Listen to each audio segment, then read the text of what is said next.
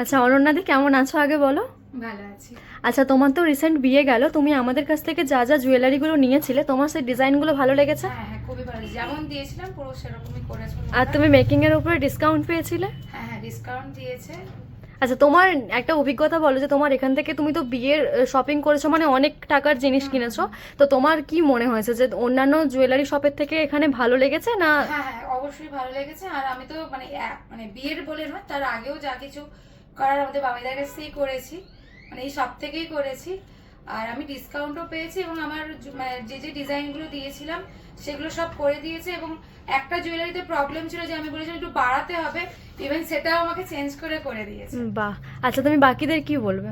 আমি সবসময় এই দোকানেরই রেকমেন্ড দিই সবাইকে, আমার বন্ধু বান্ধব সবাইকে, এবং সবাইকে ভিডিওর মাধ্যমেও বলবো সবাই আসুক, একবার ভিজিট করে যাক শপটা। আর এই যে গিফটটা পেয়েছো, এটা কিসের জন্য পেয়েছো? এটা লটারি হয়েছিল, আমি পয়লা বৈশাখে। পয়লা বৈশাখে তো তাতে পেয়েছি। 5 গ্রামের উপরে কেনাকাটা করেছিলে বলে এটা হ্যাঁ পেয়েছো। হ্যাঁ হ্যাঁ, থ্যাংক ইউ। Thank you.